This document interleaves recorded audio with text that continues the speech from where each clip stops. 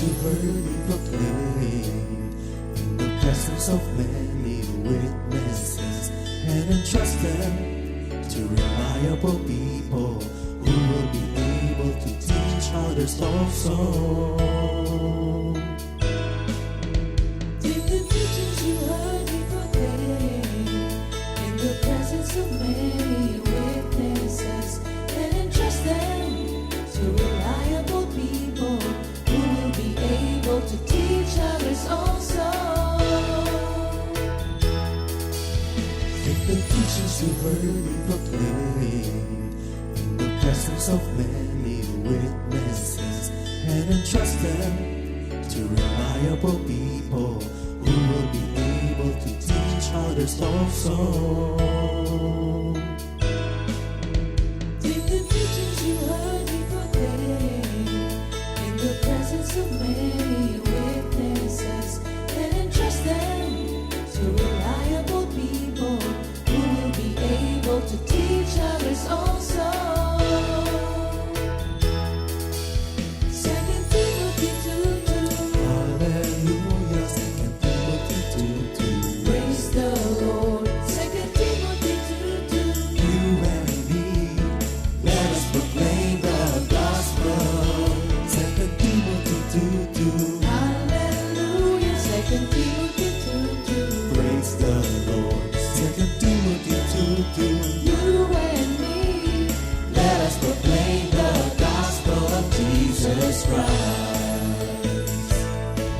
Take the teachings you heard me proclaim in the presence of many witnesses, and entrust them to reliable people who will be able to teach others also. take the teachings you heard me proclaim in the presence of many witnesses, and entrust them to reliable people who will be able to teach others also. 2 Timothy 2:2. Hallelujah, 2 Timothy 2:2. Praise the Lord. 2 Timothy 2:2. You and me, let us proclaim the gospel. 2 Timothy 2:2. Hallelujah. 2 Timothy 2:2. Praise the Lord. 2 Timothy 2:2. You and me, Let us proclaim the gospel of Jesus Christ. The harvest is plenty, but the workers are few. As for me and my house, we will serve the Lord. We will serve the Lord.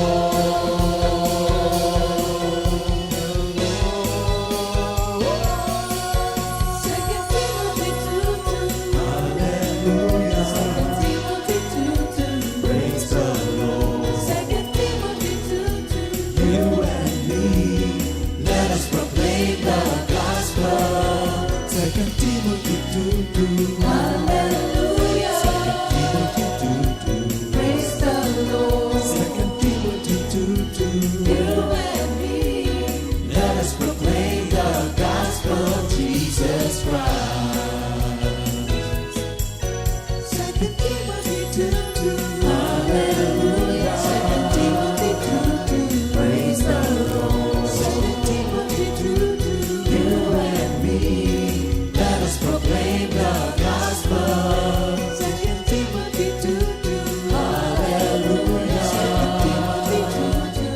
Praise the Lord. 2 Timothy 2:2.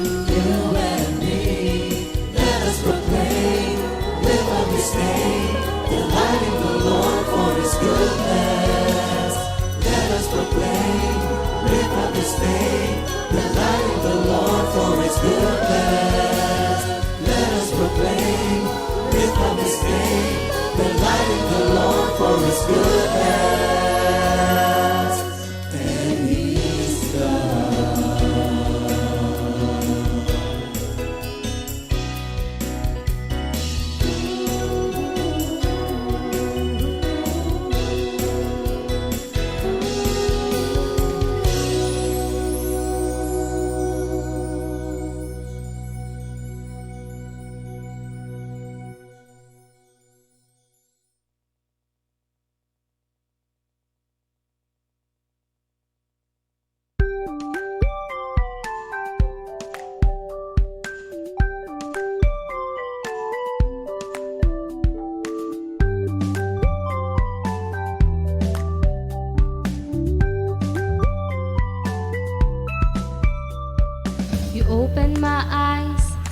made me realize you're always there for me. From my sorrow and pain, you lift me up. You came to save and protect me. You opened my eyes and made me realize you're always there for me. From my sorrow and pain, you lift me up. You came to save and protect me. How I love you, Lord. You are my defender. The Lord is my protector. He is my strong fortress. My God is my protection. With Him I am safe. He protects me like a shield. He defends me and keeps me safe. I call to the Lord and He saves me. The Lord is my protector. He is my strong fortress. My God is my protection. With Him I am safe. He protects me like a shield. He defends me and keeps me safe.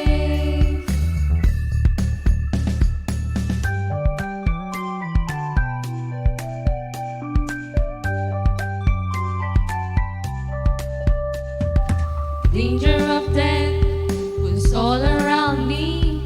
The waves of distraction rolled over me. The danger of death was all around me. The grave says it's a trap for me. How I love you, Lord. You are my defender. The Lord is my protector. He is my strong fortress. My God is my protection. And with Him I am safe. He protects me like a shield. He defends me and keeps me safe. I call to the Lord and He saves me. The Lord is my protector. He is my strong fortress. My God is my protection. And with Him I am safe. He protects me like a shield. He defends me and keeps me safe. In my trouble, I call to the Lord. I call to my God for help. In my trouble, I call to the Lord. I call to my God, and He heard me.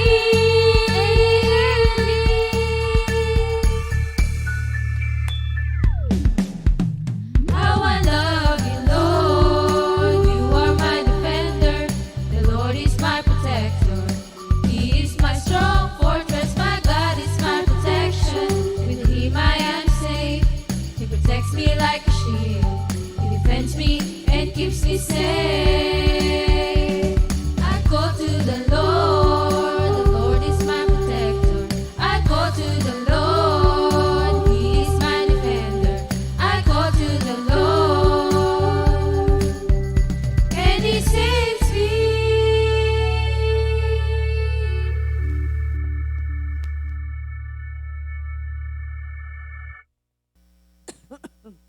Glory to God, hallelujah. Good morning, Lord Jesus.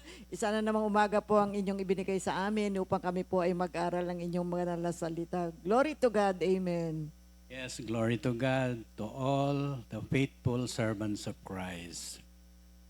Manalangin muna tayo mga kapatid. All glory and honor belongs to you, our Lord Jesus Christ, as we come into your divine presence. As we capture this present moment, thank you for your word that we will declare this morning, for it gives us knowledge, instruction, wisdom, and understanding. We invoke the Holy Spirit to guide us and empower us to communicate powerfully this word Amen. to your faithful servants. In Jesus' name we pray. Amen. Amen. Para po sa ating memory verse of the week, dito sa Colossians 4, verse 5. Walk in wisdom toward those who are outside, redeeming the time. Amen. Sa Tagalog version. Maging matalino kayo sa pakikitungo sa mga hindi nananampalataya at samantalahin ninyo ang bawat pagkakataon. Glory to God. Purihin ang banal na pangalan ng ating Panginoon sa pagbasa ng kanyang mga banal na salita. Glory to God. Purihin ang Panginoon. Salamat, Lord, sa isa na namang umaga na inyong ibinigay po sa aming lahat. Mga kapatid, sa ating pong pag-aaral, pagpapatuloy natin itong ating the potter and the clay, na kung saan yun namang kanyang mga vessels na ginawa ang siya naman nating ating tatalakayin. Kaya ang title natin, Vessels of Honor. Dito sa 2 Timothy 2:20-21. Pangalawang Timoteo 2:20-21. Sa Tagalog po mga kapatid, sa isang malaking bahay ay may iba't ibang uri ng kasangkapan. May yari sa ginto at pilak at mayroon namang yari sa kahoy o putik. May ginagamit para sa mga tanging okasyon at mayroon namang pang-araw-araw. Ang sino mang lumalayo sa kasamaan ay katulad ng sisidlang natatangi. Malinis at karapat-dapat gamitin ng may-ari para sa lahat ng mabubuting gawain. Amen. Sa English version po mga kapatid, in a large house there are dishes and bowls of all kinds. Some are made of silver and gold, others of wood and clay. Some are for special occasions, others for ordinary use. Those who make themselves clean from all those evil things will be used for special purposes because they are dedicated and useful to their master, ready to be used for every good deed. Glory to God sa pagbasa ng kanyang banal na salita. Last week, ating tinalakay yung God as the master craftsman tungkol doon sa the potter and the clay. Ang Diyos ang potter at tayo naman yung clay. Hinuhubog ng Diyos ang tao ayon sa kanyang kagustuhan at ang bawat sisidlan or vessel na ginagawa ng potter ay may paggagamitan. So gayon din ng Diyos, ang bawat nilalang na kanyang nilikha ay may purpose. Kaya dito sa Philippians 2 verse 13, sapagkat ang Diyos ang kumikilo sa inyo upang inyong naisin at isagawa ang kanyang kalooban.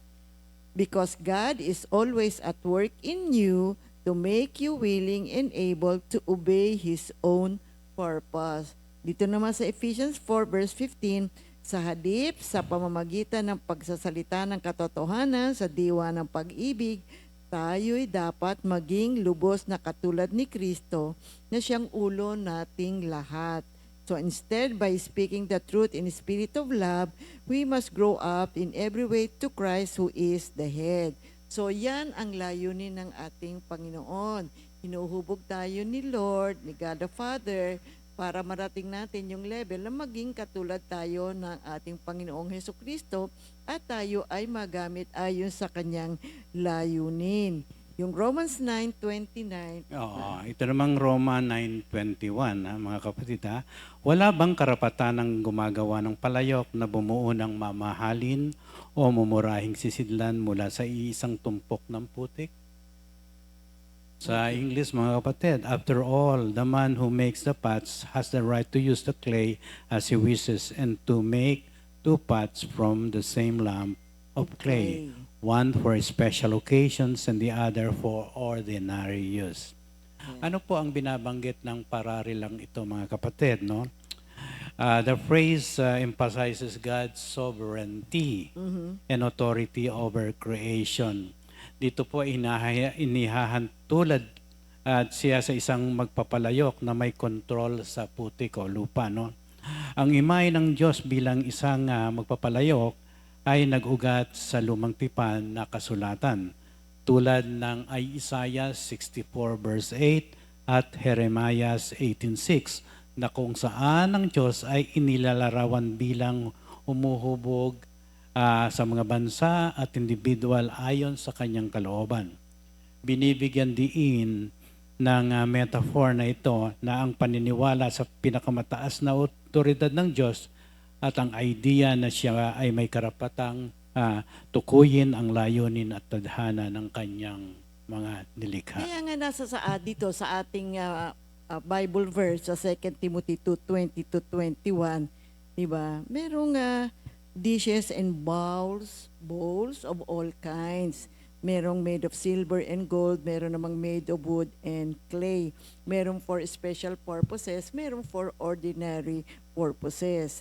So dito, si Paul, kino-compare niya ang church to a large house na kung saan merong vessels of gold or silver, which is honor, at saka yung wood and earth na vessels, which is dishonor.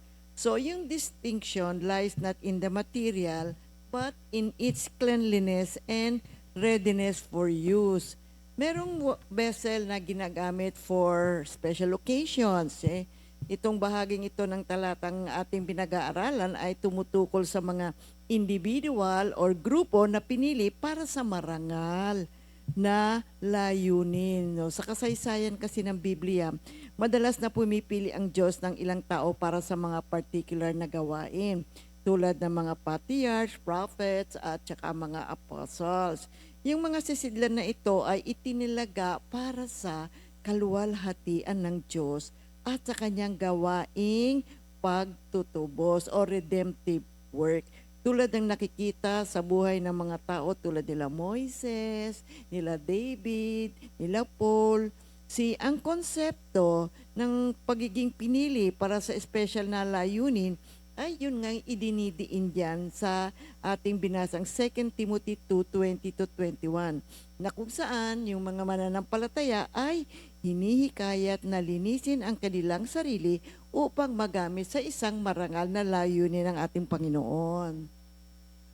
Ito pong 2 Timothy 2:20-21 ay naglalarawan ng dalawang uri ng mga sisidlan ng sambahayan, no? At tinatawag ang mananampalataya na maging mga kasangkapan para sa marangal na layunin.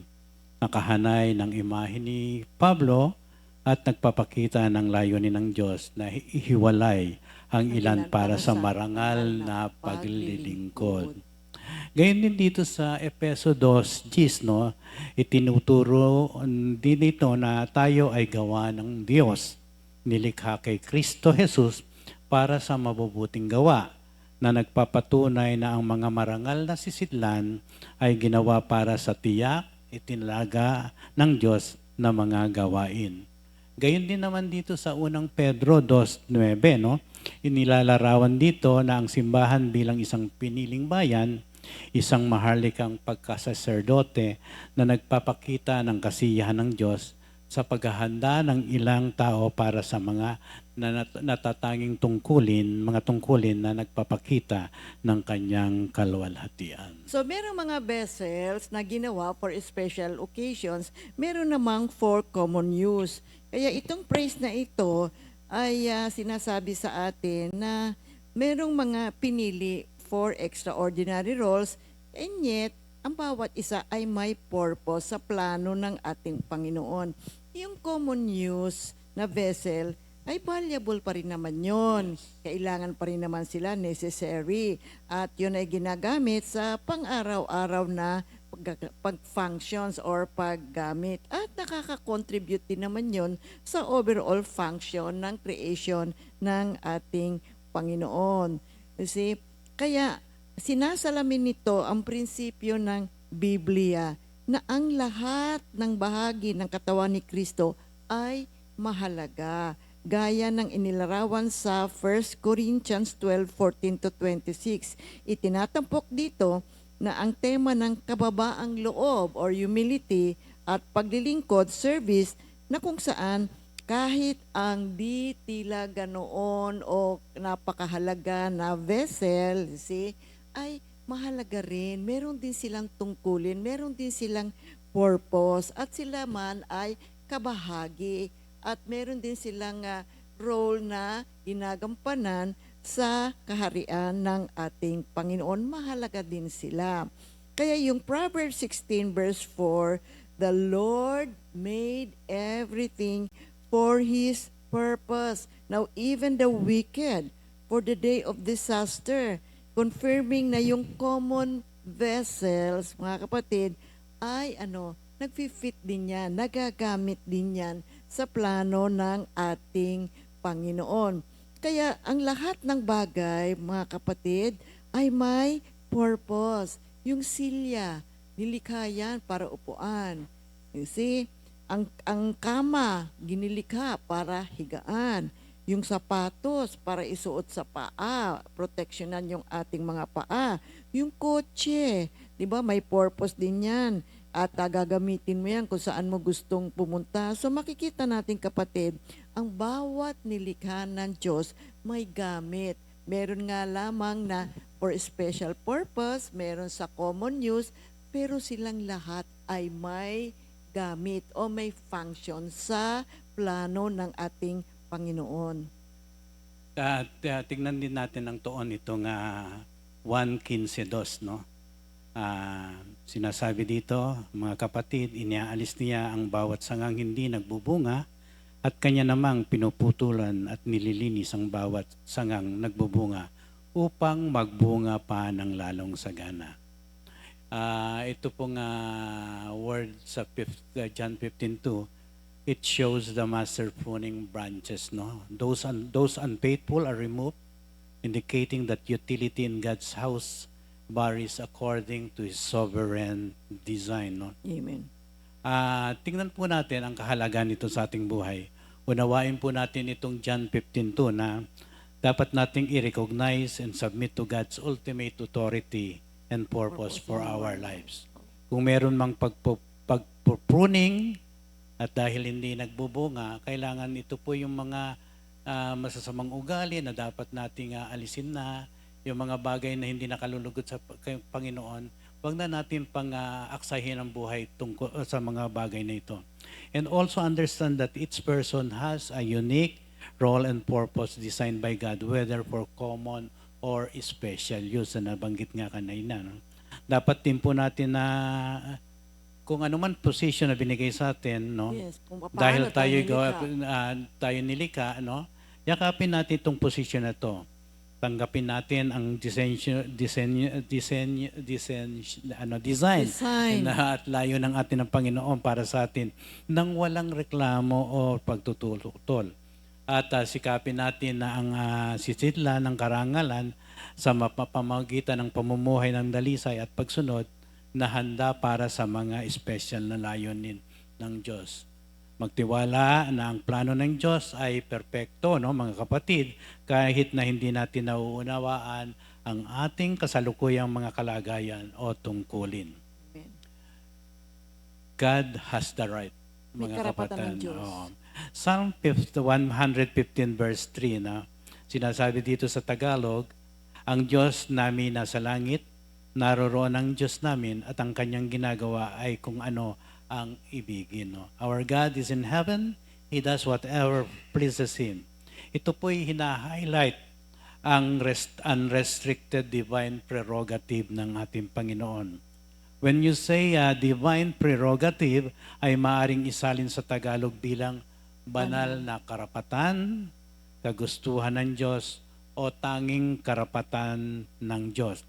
Ito ay tumutukoy sa special, ganap, o natatanging kapangyarihan at karapatan ng Diyos na magpasya o kumilos ayon sa kanyang banal na kalooban.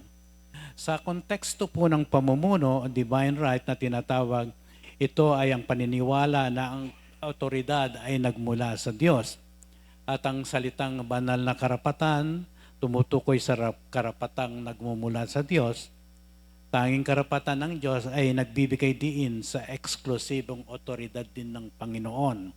Kagustuhan ng Diyos or divine will ay madalas gamitin kapag tinutukoy ang the will of God or ang pasya ng Diyos. Ang decision ng Diyos. Sa Daniel 4, verse 35, lahat ng nananahan sa lupa ay walang halaga.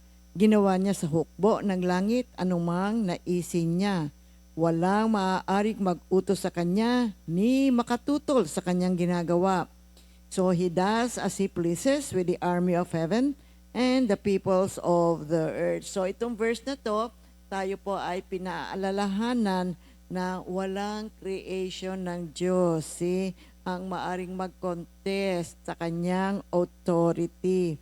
Kaya itong Daniel 4:35 is a declaration of God's absolute sovereignty, stating na lahat ng tao sa mundo ay insignificant compared to our Lord.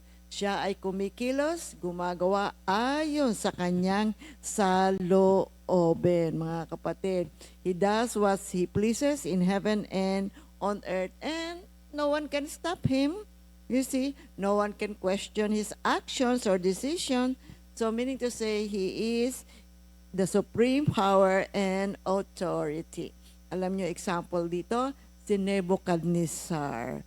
You see, siya ay nag-declare after his humbling experience. Alam naman natin kung ano ang nangyari sa kanya. See, siya ay hinumble ni Lord by making him live like an animal for 7 periods until he acknowledged God's rule over all kingdoms. So dito, ay in verse na ito, ina-affirm na ang kaharian ng Diyos ay everlasting at sino mang nilikha has no power to question or oppose His eternal plans. Kaya sa mga Kristiyano, itong Daniel 4:35 is a reminder for all of us na mamuhay tayo na may kababaang loob at may paggalang sa Diyos. See, kina-challenge tayo dito mga kapatid na tayo po ay magtiwala sa kapangyarihan ng ating Panginoon. Maski hindi ho natin naiintindihan kasi kung minsan, Lord, ano ba to? Bakit ganito? Nagko-question tayo kasi hindi natin naintindihan yung mga pagkilos ng Diyos eh. Pero ini-encourage po tayo na tayo po ay maging tapat, tayo ay sumamba, mag-submit tayo, i-acknowledge po natin ang kapangyarihan ng ating Panginoon na tunay na siya nga ang the God of higher understanding. Kaya tayo'y sumamba, magpasakop, kilalanin natin na ang paraan ng Diyos ay mas mataas kesa sa pangunawa ng tao. Kaya yung God's supremacy, tayong lahat na nilikha are counted as nothing. Tunay na dakila ang ating Diyos at ang kanyang divine will for all of us, mga kapatid. Tayo po ay may magandang plano ang ating Panginoon para sa ating lahat. Kaya hayaan natin na tayo ay kanyang hubugin ayon sa kanyang banal na layunin. At walang pwedeng magsabi sa ating Panginoon na bakit mo ko ginawang ganito, Lord? Gusto ko ganoon. Gusto ko ganire. May banal na layunin po ang Diyos para po sa ating lahat, mga kapatid. Ito na isulat din po sa pahayag 4:11. Aming Panginoon at Diyos, karapat-dapat kang tumanggap ng kalwalhatian, karangalan at kapangyarihan sapagkat ikaw ang lumalang sa lahat ng bagay at ayon sa iyong kagustuhan. Sila'y nagkaroon ng buhay at nilikha. You are worthy, our Lord and God, to receive glory and honor and power, for you created all things, grounding God's right in His role as Maker. Ito pong pahayag 4:11 ay naglalarawan ng isang vision o pangitain na makalangit doon sa dakong trono ng Diyos. No? Ito po ay naisulat ni John na nagbibigay ng markadong pagbabago na tumutuon sa banal na soberenya at pagsamba sa Diyos. Dito po ay napapalibutan ang kalangitan. Sinabi nga rito na napapalibutan ng 4 na nilalang na buhay, kumakatawan sa papuri ng sannilikha. At 24 na matatanda, kumakatawan sa tinubos ng Diyos ng mga tao. Lahat ay nakikibahagi sa kanyang kapangyarihan. Walang humpay na sumasamba sa kanyang kapangyarihan. Walang tigil po sila sa pagsamba. Kabilang sa mga pangunahing elemento, tandaan nyo kidlat at kulog. Ito po'y naglalarawan ng kapangyarihan ng Diyos. Isang kristal na dagat, naglalarawan ng kadalisayan at kaayusan. Isang bahaghari o yung pong rainbow na naglalarawan ng isang tipan at ang sigaw ng mga nilalang, ganito po. Banal, banal, banal na nagbibigay inspirasyon at pag-asa. So dito po ay nasasaad ang sovereignty o kapangyarihan ng ating Panginoon. Kaya ang mga Bible verses na ito ay nagsasaad sa atin, nagpapatibay na ang tanging Diyos ang may karapatan ayon sa kanyang nais na gawain, mga kapatid. Siya ang like the potter working on one lump of clay. So, he shapes some lives for honorable service and allows others to fulfill more ordinary functions. Kaya ito pong lahat naman ay kabahagi sa kaharian ng ating Panginoon. Kaya yung sa verse 20, si Paul ay sinimulan ni Paul ang isang pagkakatulad ng gamit na ang mga lalagyan sa gawa sa iba't ibang mga materyales. Merong mga mayayamang tahanan, ang mga sisidlang ginto at pilak ay nakalaan para sa marangal na gamit. Yung mga sisidlan ng luwad o kahoy ay ginagamit para sa karaniwan o hindi marangal na paggamit. Now, sa pagpapatuloy ng kaisipang ito, isinulat ni Pablo na ang isang Kristiyano ay maaaring maging isang sisidlan para sa marangal na paggamit. At sa pamamagitan ng paghihiwalay sa kanyang sarili mula sa kasalanan, ang Griego ng talatang ito ay literal na nagsasabi mula sa mga bagay na ito at ang tiyak na pagtukoy sa kung ano ang kahiyahiya ay idinadagdag para sa kalinawan ng maraming salin. So yung Greek verse of this verse literally says, from these things and from this specific reference to what is dishonorable is added for clarity in many translations. So if anyone cleanses or sets himself apart from the false teachings and sinful life described in verses 16 to 18, he will be set apart as holy. So dito ini-encourage tayo upang tayo ay magamit bilang marangal na sisidlan, umiwas tayo sa kasalanan. Kaya nga po si Paul ay has in mind, no? Has in mind both spiritual at pagkaunawa, yung tinatawag na understanding. Dito, isinulat niya kay Timothy, Timothy is to be set apart for holy purpose, no?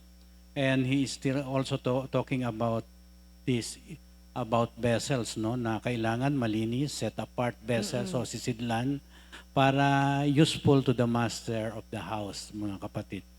The master is a reference to the Lord, no? Those set apart must be holy and ready for every good work.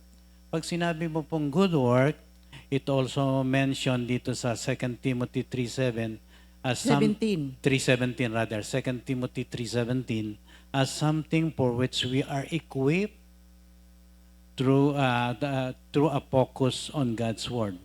Dito po sinasabi ni Paul na ang importansya ng mabuting gawa ay napapaloob din sa 1 Timothy 5:10 at Titus 1:16 and Titus 3:1, mga kapatid. Kaya nga po nung isinulat po ito ni San Pablo sa itong 2 Timothy 2:20-21 ay inilarawan ni San Pablo ang simbahan bilang isang malaking bahay na naglalaman ng parehong marangal. Pag sinabi marangal, ginto at pilak.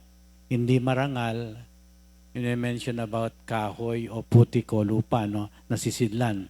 Dito binibigyan diin niya na ang paglilinis ng sarili mula sa kasalanan, no? Mga kilos na nagpapahintulot sa isang tao na maging sisidlan ng karangalan na nakabukod, kapakipakinabang sa Panginoon at nakahanda para sa bawat mabuting gawa. Kaya itong 2 Timothy 2:20-21, so bigyan natin ng interpretation further paano explain natin. Yung great house, it represents God's household. Ito yung church composed of the believers. Kumakatawan sa sambahayan ng Diyos, ang simbahan o ang mga mananampalataya. Siyempre, doon sa loob ng simbahan yung mga believers. Ito po ay tumutukoy din, mga kapatid, importante din po ito, yung vessels of honor and vessels of dishonor. Dito kinukumpare ni San Pablo ang mga believers sa household items. Kasi merong mga vessels nga naman na made of gold, silver. Ang tawag nila dito ay honorable. At yun namang wood and earth ay dishonorable. So, ito makikita natin na merong pagkakahalintulad. Yung vessels of gold and silver, so they are to be used for special purposes. Vessels of wood and clay represents believers for more common or lesser purposes. So, we need to purge ourselves. So, ano ibig sabihin? Linisin natin. Magsumikap tayo na manatiling malinis, makapamuhay na may kabanalan at may katwiran. Magkaroon tayo ng isang active at personal effort na tayo po ay umiwas sa kasalanan. Iwasan din yung mga false teachings. Naku, napakarami niyan, lalo na ngayon. Di ba? Pati fake news. Hindi mo na maintindihan kung alin na ngayon ang totoo, mga kapatid. Worldly impurities. Makikita natin yan sa 2 Timothy 2:16-19 at 2 Timothy 2:20-21. Kaya dito sa ating Bible verse, dalawang uri ng vessels ang tinutukoy. Vessels of honor and vessels of dishonors. At merong magandang sinabi rito, believer who cleanses themselves from sin, ito napakagandang encouragement, becomes sanctified and holy and useful for God's purposes, ready for any good task. So meaning to say, kung tayo man ay nagkulang at nagkamali, anong balik tayo, magkaroon ng pangako ng bagong buhay, umiwas sa kasalanan, then tayo po ay magagamit ng Panginoon for what? Marangal na mga paggamit. When you speak of vessels of honor, mga sisidlan ng karangalan. Wow, no? Ay, ito po isang termino sa Biblia na pangunahin mula sa 2 Timothy 2:20-21 na naglalarawan sa mga mananampalataya na ibinukod, set apart at pinabanal at ginawang kapaki-pakinabang para sa mga layunin ng Diyos sa pamamagitan ng paglilinis ng kanilang sarili mula sa kasalanan at makamundong mga impluensya na ginagawa silang angkop para sa paggamit ng guro at inihanda para sa mabubuting gawa. Kabaliktaran nito ang mga sisidlan ng kahihiyan na tinatawag, no? Mga sisidlan na walang dangal at nagsasangkot ng aktibong paghahangad ng katwiran, pananampalataya, pag-ibig, kapayapaan at kahinahunan sa halip na maging palaaway, mga kapatid, o madaling maimpluwensyahan. Okay. When we speak of gold and silvers, ito po ay kumakatawan sa konteksto pa rin ng 2 Timothy 2:20-21. Ang mga taong pinabanal para sa marangal, sagrado o marangal na paglilingkod kumpara sa sisidlang kahoy at luwad na hindi marangal. Sumasagisag ito at sinasagisag nila ang espiritual na kadalisayan, kahalagahan at kahandaan para sa gawain ng Diyos. Sa kasaysayan, ang mga bagay na ito ay mahalaga, ginagamit sa pagsamba sa templo sa Exodus 25 o bilang mga regalong may mataas na halaga. Ang sisidlang ito ay nagpapahiwatig ng pagpapakabanal, kadalisayan at dalisay na katangian ng isang mananampalataya na hinanda para sa paggamit ng Diyos. Tandaan po natin, makasaysayang paggamit. Sa lumang tipan, ang mga ito ay ginamit para sa mga banal na layunin sa tabernacle or tabernakulo, no? At templo. Ang mga kopa at mga kagamitan sa bahay ni Haring Solomon ay gawa sa purong ginto at na may pilak. So ano naman yung characteristics ng vessel of honor? What makes a vessel honorable? Okay, unang-una, sanctified, purified, nilinis from kasalanan at saka yung mga worldly defilements and they are made holy for God's use. Okay? So yung tanong na binabanggit ni Pablo sa ating teksto ay, ano ang ginagawang marangal o hindi marangal sa isang sisidlan kung ito ay gawa sa ginto o pilak o kahoy o luwad? Ang punto ng doktrina ng ating teksto na aralin ay ang sisidlan para sa karangalan ay isang vessel na nilinis, isang mananampalatayang nalinis, pinatawad, pinabanal, at kapaki-pakinabang sa ating Diyos at inihanda sa mabubuting gawa. So nilinis sila sa kasalanan at mga makamundong karumihan, at sila ay banal na ginawa ng ating Panginoon. Upang maging isang marangal na sisidlan, dapat malinis, mga kapatid, di ba? So, titingnan natin ngayon yung ating lifestyle. Tingnan natin ngayon yung ating buhay. At kailangan umayon tayo sa mga panuntunan ng ating Panginoon. Ihiwalay natin yung ating sarili sa mga maling mga pagtuturo at mga hindi maka-Diyos na pag-uugali.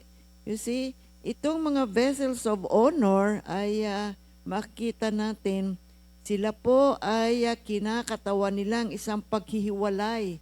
They are being separated from immoral and sinful influences.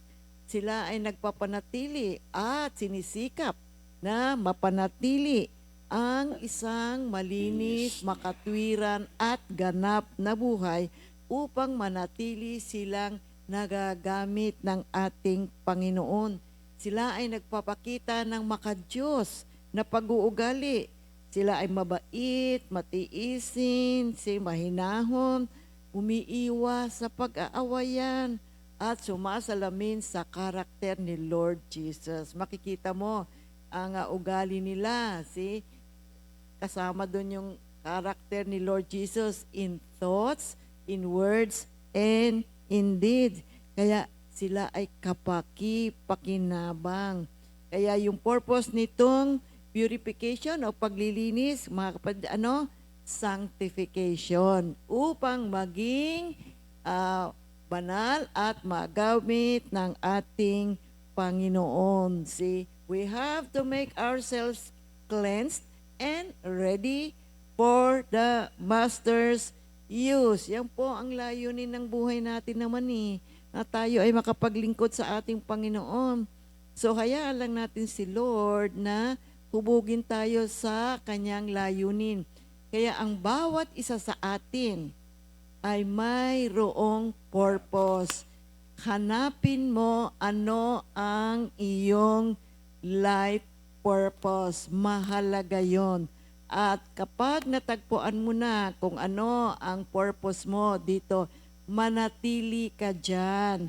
Iyong palawakin, iyong palaganapin ang bigay sa iyo ng ating Panginoon. Kaya lang kung minsan, siyempre pumapasok sa atin yung mga hindi magagandang mga kaisipan. Gusto ko ganon, gusto ko ganito, di ba? Ganon ang nangyayari. Bakit ginawa mo akong ganito, Lord? Gusto ko ganon. Ang Diyos ay may layunin.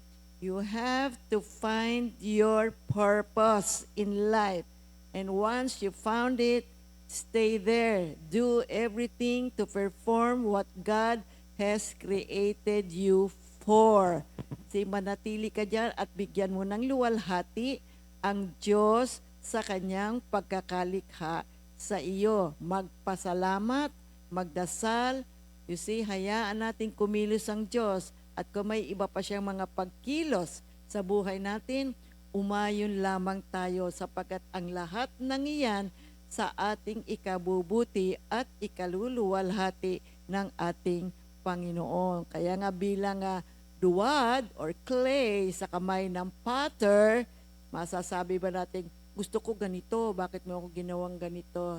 Nasa desisyon po, nasa kalooban ng potter ang hugis ng vessel o hugis ng clay na kanyang ginagawa. Kasi kaya yung 2 Timothy 2:21 to Oo. 26. Napakahalaga na isang sisidlan na pinabanal at patuloy nagpapalinis sa Diyos. Babasahin ko po itong 2 Timothy 2:21 to 26. Napakaganda po nito mga kapatid. No? Ang sino mang lumalayo sa kasamaan ay katulad ng sisidlang natatangi. Malinis at karapat dapat gamitin ng may-ari para sa lahat ng mabubuting gawain. Kaya nga, iwasan mo ang masasamang hilig ng kabataan. Sa halip ay pagsikapan mong maging matuwid, tapat, mapagmahal at mapayapa. Kasama ng mga taong may pusong malinis na tumatawag sa Panginoon. Iwasan mo ang mga hangal at walang kabuluhang pakikipagtalo, sapagkat alam mo namang nauuwi lamang iyan sa mga pag-aaway. Ang lingkod ng Panginoon ay hindi dapat makipag-away. Sa halip ay dapat siyang maging mabait sa lahat, mahusay magturo at matiyaga. Mahinahon niyang itinutuwid ang mga sumasalungat sa Kanya. Baka sakaling sila'y bigyan ng Diyos ng pagkakataong magsisit, tumalikod sa kanilang mga kasalanan at malaman nila ang katotohanan. At sa verse 26, sa gayon, maliliwanagan ang kanilang isip at makakawala sila sa bitag ng Diablo na bumihag sa kanila upang kanilang sundin ang kagustuhan niya. So ano yung key characteristics ng isang vessel of honor? Unang-una, sanctified, purified, cleansed from worldly defilements. Pangalawa, useful, fit for the master's use, meaning ready and available for God's service.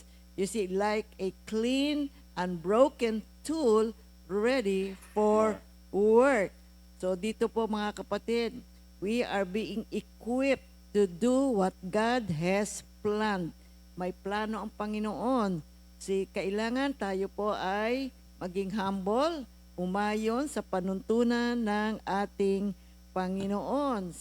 We have to be ready to perform what God has planned at ipursu natin yung righteousness, faith, love, peace, yung katotohanan, sundin natin. Let us be kind, let us be patient, let us be gentle. So ito po ay yung mga ganyang characteristics, alam niyo mga kapatid, kailangan po yan natin para po tayo maging useful sa kaharian ng ating Panginoon. And number 3, ano yung characteristics ng mga vessels of honor? They were the Christians. Now, they are the Christians who followed the grace teachers, yung nagtuturo ng grasya ng Diyos. At ang isa dyan, si Paul. Diba? Si Paul ay nagtuturo. Tinuturo niya ang Christian doctrine, ang panuntunan ng Diyos, ang puso ng Diyos, kung ano ang nais ng Diyos. Ang mga vessels of honor, tumutugon, umaayon sa mga katotohanang itinuturo sa kanila. Ang example, si Timothy. Sa 2 Timothy 1:13 to 14. Sa tulong ng Espiritu Santo na nanatili sa atin, ingatan mo ang mabuting bagay na ipinagkatiwala sa iyo. In English, retain the standard of sound words which you have heard from me in the faith and love which are in Christ Jesus. Guard through the Holy Spirit who dwells in us the treasure which has been entrusted to you. 2 Timothy 2, verse 2. Ito yung ating mission statement, no? And the things which you have heard from me in the presence of many witnesses, it is entrustment who will be able to teach others also. Sa Tagalog, mga kapatid, ang mga narinig mo sa akin sa harap ng maraming saksi ay ipagkatiwala mo rin sa mga taong may katapatan at may kakayahang magturo naman sa iba. Amen. So, itinuturo ni Paul na itong cleansing na to is part of sanctification. Na kapag ang isang tao, isang nilalang ay kanyang nililinis ang kanyang sarili sa mga hindi maganda o makamundong mga bagay, magagamit siya bilang isang vessel of honor, useful to the master, prepared for the good works. So yan po ang dapat na maging ugali natin. Kaya itong work of sanctification, hindi natin namamalayan, we are becoming honorable vessel. We are useful for God. Purihin ang Panginoon. Kaya yung John 17, verse 17. Sanctify them in the truth, thy word is truth, no? At sa Efeso 5:2, no, sa English, that he might sanctify her, having cleansed her by the washing of water with the word. Ephesians 5:26 naman.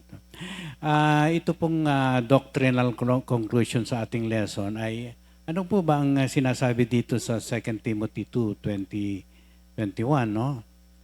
Ang sinasabi po dito ay ang sisidlan ng karangalan ay isang Kristiyano na nilinis sa maling aral, napabanal sa katotohanan ng salita ng Diyos, mabuti, mahusay, maglingkod sa Panginoon. Amen. Yan, So, no? ilalakay natin ano yung characteristics. Ngayon naman, ano ang gamit ng vessels of honor? Ano ang role ng vessel? So they are individual sanctified, di ba? Set apart sila from what? Ignoble. Ibig sabihin yung mga hindi noble na mga gawain. Inilayo sila. So, they are now being used by God, characterized to be useful to the master. So, they are containers. See, sa kanila, dala-dala nila ang buhay ng ating Panginoon. Dala-dala nila ang katotohanan, kanilang natutunan. At sila ngayon ang nagbabahagi ng mabuti at magandang balita at ibinabahagi sa maraming tao. Dala-dala nila, they are vessels ng buhay ng Panginoon, the treasures of the gospel. At sila ay carriers of God's living purposes. May plano kasi ang Diyos, ibinabahagi ngayon nila, sinishare nila. Kaya yung kanilang buhay is a living witness now sa kagandahang loob ng ating Panginoon. Now, unlike vessels for common use, these honorable vessels, ginagamit po sila sa mararangal na mga gawain, such as the ministry, yung teaching, spreading the gospel. Now, they are always ready for good works. Just as they are being cleansed and sanctified, ay talaga namang nandoon yung pagpupursige. Yung nagsusumikap sila na ibahagi ang magandang balita ng kaligtasan at makapamuhay ang maraming tao. Hindi lamang sila namumuhay na may katuran. Yung ibang tao, ini-encourage din nila na mabuhay ng may katwiran. Sumamba sa Diyos, magdasal sa Diyos, mag-aral ng banal na salita ng ating Panginoon. Conduit po sila, mga kapatid. They are carriers of the truth. Alam nila yan, pinag-aaralan nila lang lahat yan, mga kapatid. Kaya mayroong mahalagang function po, yung mga vessels of honor. Now, ang question naman natin na sasagutin natin, sino naman ito mga vessels of dishonor? So, tinalakay natin yung honorable vessels. Ngayon naman yung dishonorable vessels. Binanggit din dito sa 2 Timothy 2:20-21 na ang di marangal na sisidlan batay sa 2 Timothy 2:20-21. Dito po ay tinutukoy ito po ay tumutukoy sa isang tao o nilalang sa loob ng great house o tinatawag nating bahay-sambahan o simbahan, no? Na itinuturing na maaring masabi nating marumi o masuwayin o ginagamit para sa karaniwan. Kalimitan, hindi marangal na mga layunin sa halip na mga sagrado. Ito ay kumakatawan sa isang taong nabubuhay sa kasalanan o kamalian, kaibahan sa mga sisidlan ng karangalan na tinatawag nating ginto at pilak, no? At ito po yung nagpapahiwatig din ng isang tao na hindi karapat-dapat o hindi magagamit para sa mga espesyal na banal na gawain. Dahil sa pagsuway, ito po yan nagpaparumi, dala ng mabigat na kasalanan, no? ito po'y in contrast with honor, no? Bagamat ang mga marangal na sisidlan ay pinabanal at kapakipakinabang sa guro, ang mga sisidlan na hindi marangal ay nailalarawan sa pamagitan ng pagkamakasarili, kasalanan, o pagkabaluktod o hindi ino-honor ang gospel, no? Sa isang malawak na kahulugan, nangangahulugan ito ng isang tao na nag-aaksaya ng potensyal o may hawak na he holds a law, shameful status sa kanyang mga aksyon. Okay. Kaya nakakahiya naman kung tayo na sa loob na ng simbahan na at ang law ay ang ating pong status bilang isang nasa loob ng isang great house ay hindi ka aya-aya sa Panginoon. Okay, who are the vessels of dishonor? So, unang-una, they are considered impure. They are considered disobedient. That's why they are used for common, ordinary, or not honorable purposes rather than sacred one. You see, it represents someone living in sin or error. So, kasi kung minsan, patapos na mapatawad, ayan, nananatili. Huwag po, mga kapatid. Hindi po tayo dapat na gano'n ang ating ugali. Yung ikalawa, they signify someone unfit or unusable for special and holy task due to disobedience or defilement with iniquity. Meaning to say, di ba, gumagawa pa rin sila po ng hindi kaaya-aya sa ating Panginoon.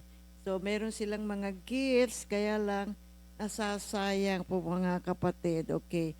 Yung ikatlo, yung vessels of dishonor, sila yung mga Kristiyano na sumunod sa mga pagtuturo ng apostate teachers like Hymenaeus and Philetus.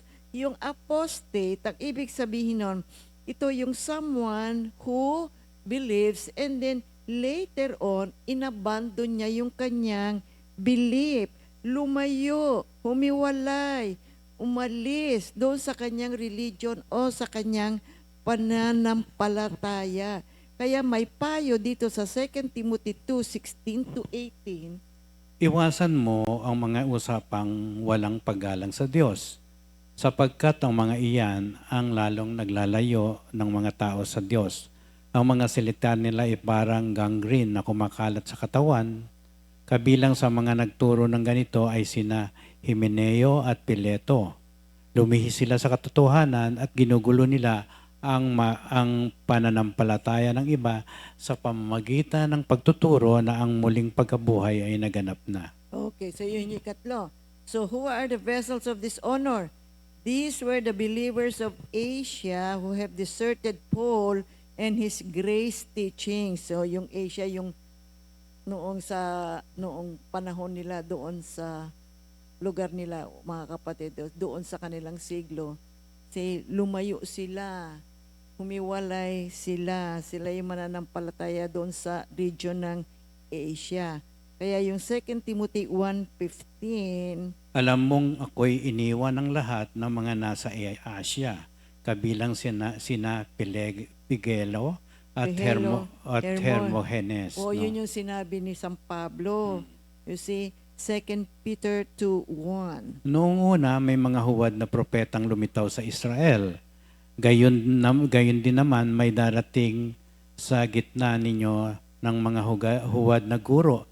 Lihim silang magtuturo ng mga maling aral na ang dulot ay kapahamakan. Pati ang Panginoong tumubo sa kanila ay kanilang itatakwil, kaya't di magtatagal at sila'y mapapahamak. Okay. Dito po ay ginamit yung salitang keep away from these things. Iwasan mo.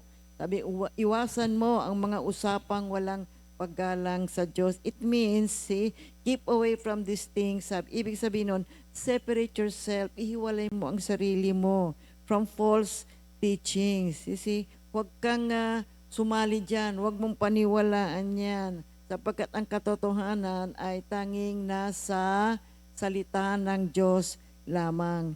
Kaya in Colossians 2:8, Mag-ingat kayo upang hindi kayo mabihag ni numan sa pamamagitan ng walang kabuluhang karunungan at pandaraya na ayon sa mga tradisyon ng mga tao at mga alituntunin ng mundong ito, at ang mga ito ay hindi ayon kay Kristo. Oo. Then see to it that no one takes you captive through philosophy and empty deceptions. Meron talaga po mga kapatid na magtuturo na ganito ang kanilang konsepto. See, merong mga nagtuturo according to the tradition naman.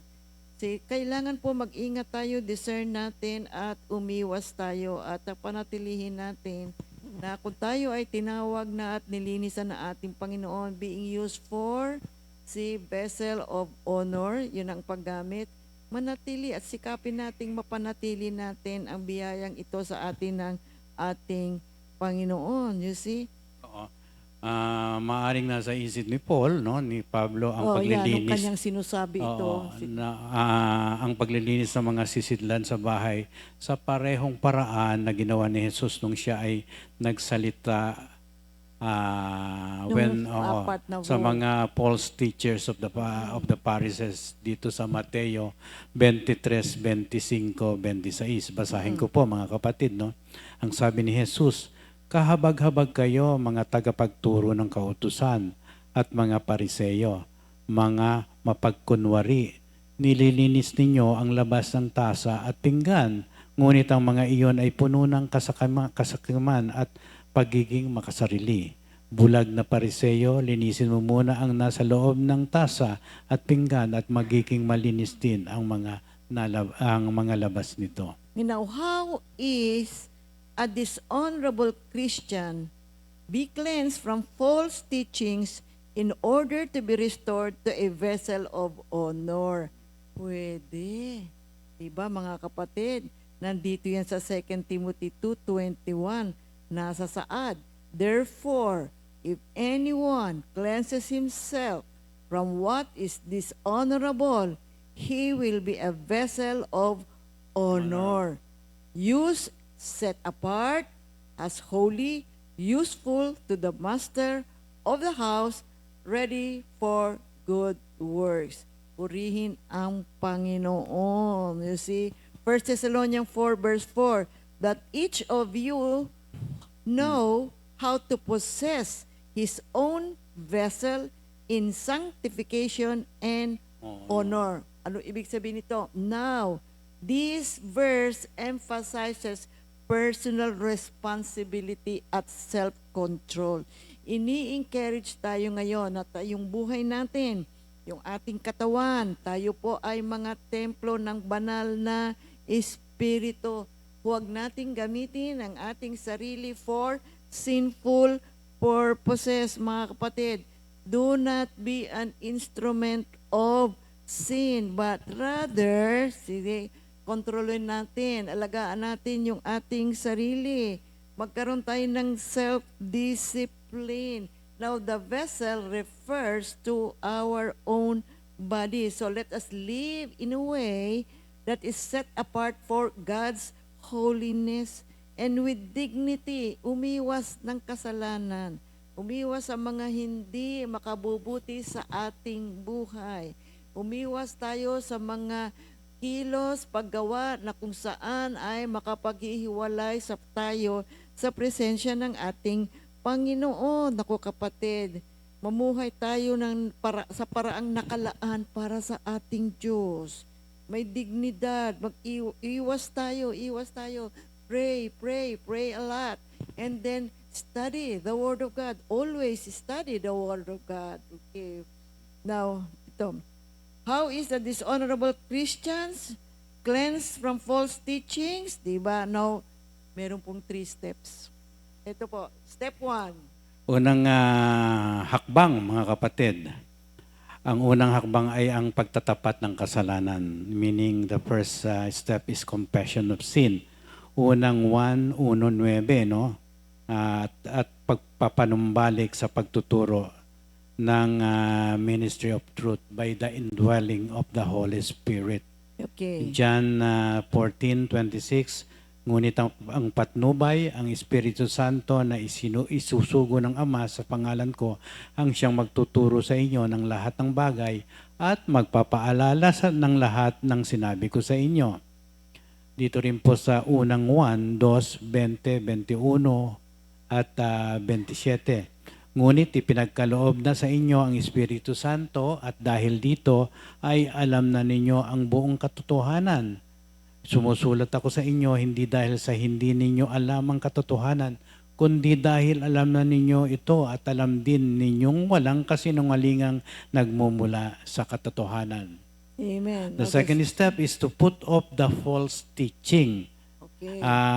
Iwaksi, alisin at iwan ang maling aral. Efeso 4:22, iwan na ninyo ang dating pamumuhay, ubarin na ninyo ang inyong dating pagkatao na nasisira dahil sa masasamang pagnanasa. Okay, yung third step, mga kapatid, put on true teachings. Dito tayo sa banal na salita ng ating Panginoon. Yakapin natin, pag-aralan natin, isuot natin, isapuso natin.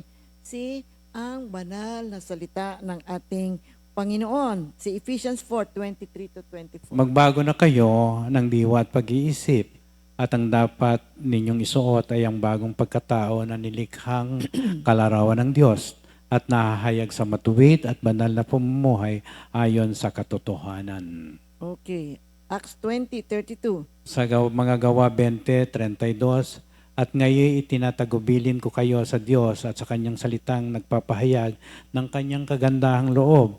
Ito ang makakapagpatibay sa inyo at makakapagbigay ng mga pagpapalang inilaan sa lahat ng kanyang ginawang So how do you banal. become a vessel of honor, mga kapatid? So summarize natin, actively cleanse yourself from sin and dishonorable things. At i-allow natin ang banal na salita ng Panginoon ang siyang magturo sa atin, maging gabay natin, pag-aralan natin. Salamat sa Diyos, palagi niya tayong binibigyan ng pagkakataong mag-aral ng salita ng Diyos at tayo ay mamuhay ng may katwiran. At i-honor natin ang Diyos, galangin natin ang Diyos, sambahin na natin ang Diyos sa pamamagitan ng ating kilos, salita at gawa. You see? And sense, so in essence, the vessel of honor is a call for us to live a life of holiness and purpose. Kasi sabi ko nga sa inyo kanina, find your purpose, find your calling, at ipamuhay mo, gawin mo ang pagkakatawag at pagkakahubog sa iyo ng ating Panginoon. Sumunod tayo sa Kanya at sa Kanyang plano para maganap po ang binabalak ng Diyos para po sa sangkatauhan. At maging available tayo sa paglilingkod sa ating Panginoon sa Kanyang kaharian in His great house. And then, what's that? Yung church po natin. Dito tayo inilagay na ating Panginoon. Tayo po ay maging matapat sa ating church, maging matapat sa ating Panginoon, maging matapat sa paglilingkod. Be a vessel of honor. Amen. Glory to God. Purihin ang banal na at pangalan ng ating Panginoon. Dadako naman po tayo ngayon sa pagbati sa mga may birthday. Unang-una na, Si Pastor Alex Bartolome. Happy birthday, Pastor Alex. Si Sister Abby Batalier. Anak ni Roger. Brother Caleb Borja. Anak naman ni Brother Jeff. Brother Melvin Magos. Brother Christian Reyes. Sister Tina Austria. Sister Liit Santarinala. Sister Rizalina Akaban. Sister Yona Mendiora. Brother Lou Sotomango. And happy anniversary, Minister Andy at Sister Judith Magadia. God bless you. Lahat ng may birthday at may anniversary.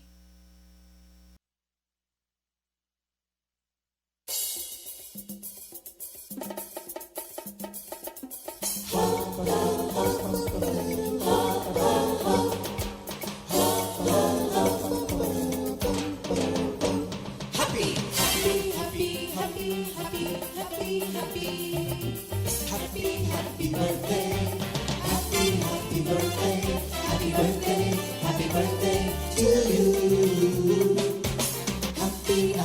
anniversary. Happy anniversary. Happy, happy, happy anniversary. Happy anniversary. May the good Lord bless and keep you. May the Lord's light shine upon you. Happy anniversary to you. Happy, happy birthday to you.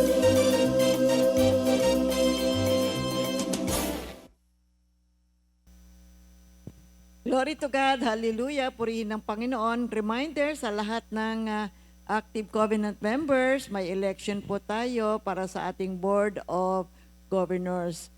Yan po ay sa January 31, 2026, 7 a.m. to 3 p.m. Purihin ng Diyos, bukas na po yan mga kapatid, dito sa Parañaque Worship Center. Please come personally. Bumoto po kayo personally, purihin ng Diyos.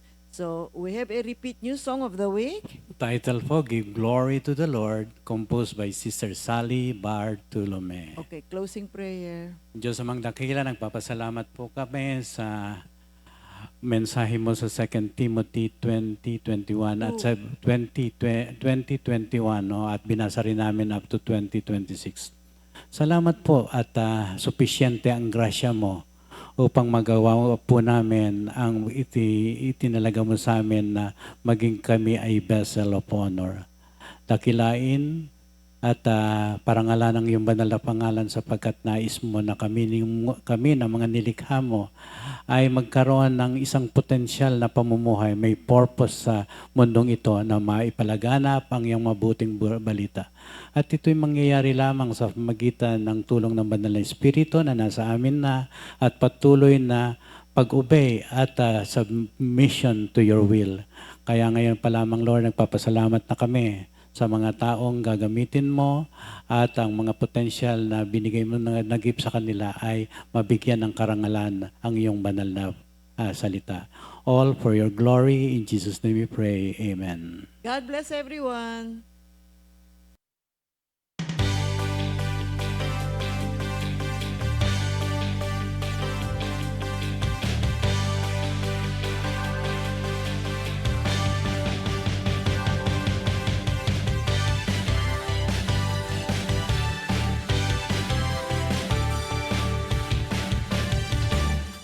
Let us give glory and honor to the Lord, for He is worthy to be praised. We worship and give you thanks, Lord, you are worthy to be praised.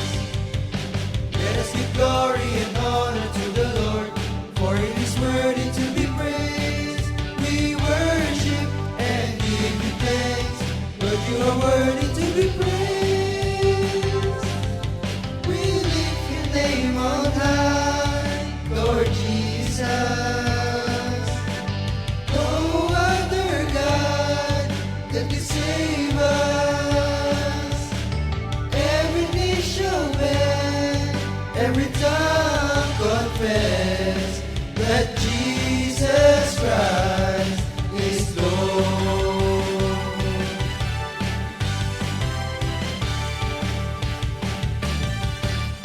Let us give glory and honor to the Lord, for He is worthy to be praised. We worship and give you thanks, Lord, you are worthy to be praised. We lift your name on high, Lord Jesus. No other God that can save us. Every knee shall bend, every tongue confess that Jesus Christ is Lord.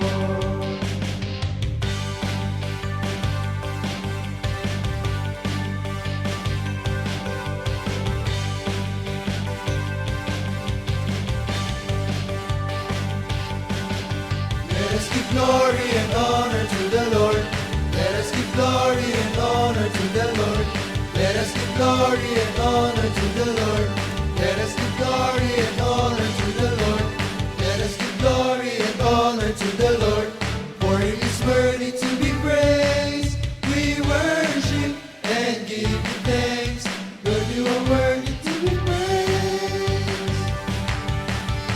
Let us give glory and honor to the Lord, for He is worthy to be praised. We worship and give you thanks. Lord, you are worthy to be praised. We lift your name on high, Lord Jesus. No other God that can save us.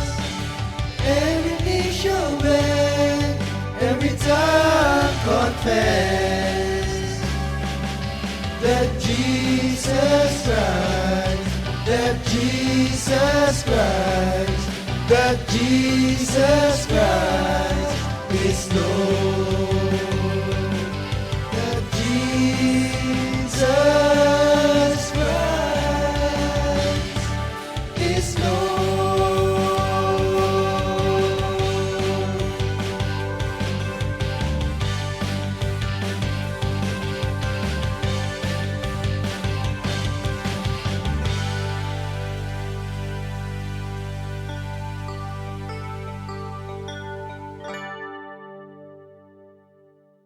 Second Timothy 2:2. Hallelujah. Second Timothy 2:2. Praise the Lord. Second Timothy 2:2. You and me, let us proclaim the gospel. Second Timothy 2:2.